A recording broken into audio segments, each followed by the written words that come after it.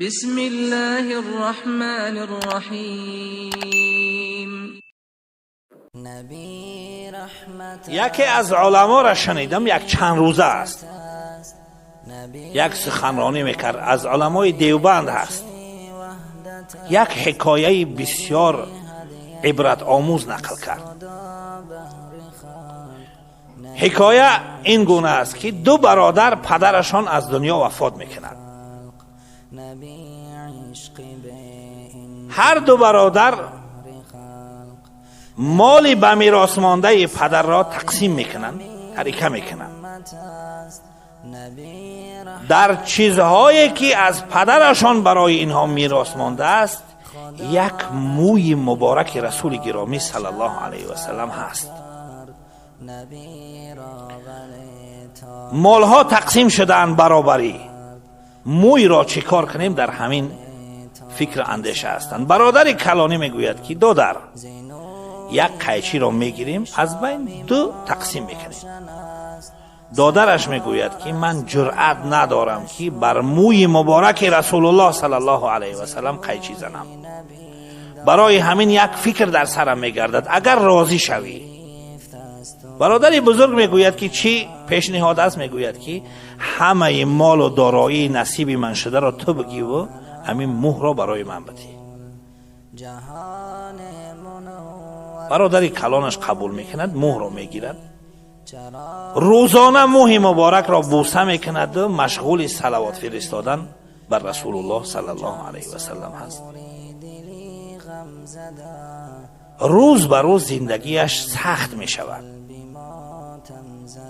حتما زندگی وقتی که سخت شد، اولین تیر ملامت از داخل خانه به سرت می آید، از زن و فرزندها. چی در داشتی که مال و ثروت به او را دادی؟ به هر حال این انسان صبر میکند، همون غم و اندوه و مشکلات به همین موی مبارک رسول الله صلی الله علیه و سلم تسلی میدهد، نظر میکند، نگاه میکند، میبوسد و صلوات میفرستد.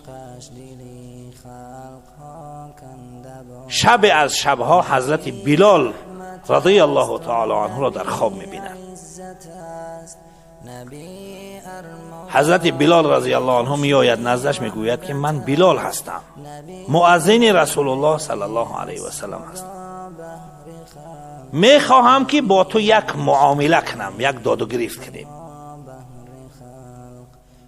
میپرسد که چی معامله؟ میفرماید که اگر شنیده باشی وقتی که رسول الله صلی الله علیه و سلم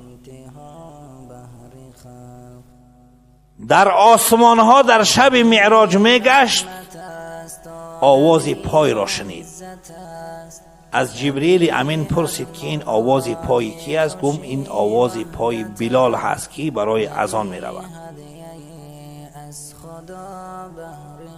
معامله ما و تو گفت این است که اگر خواسته باشی همون ثواب را برایت میدی، همون موی مبارک را بدی. این شخص گفت که قبول نیست، ثوابت از خودت، موی از من. حضرت بلال رضی الله عنه گفت که دیگر پیشنهاد دارم، همون سختی های را که در مکه من میکشیدم، در صحرای گرم مکه، در بالای ریگ های تفسان مکه، در بالای شکمم سنگ میماندن و من احد میگفتم، همون اجر و پاداش را میدیم، موی مبارک را بدی. این مرد میگوید که معامله نشد، ثوابت از خودت، موی از من. حضرت بلال رضی الله عنه میگوید که آخرین پیشنهاد، هر قدر نیکیه که کردم از تو، موی را بدی. میفرماید که نیکی هایت از خودت، موی را نمیدیم.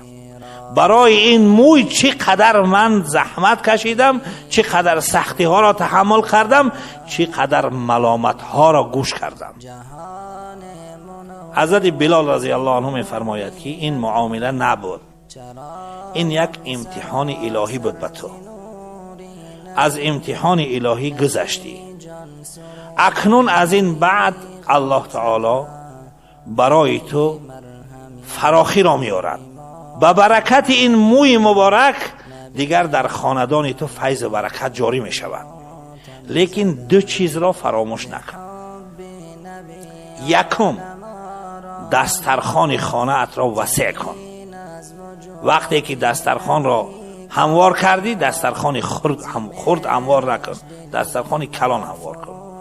دوم، همین پیام من را برسان که هر کسی که همین خواب را شنید و او را هم به کسی گفت، الله تعالی از همین فیض و برکتی که برای تو میدهد برای اون هم نصیب میکند. نبی عزت است، نبی ارمغان خوشی وحدت است.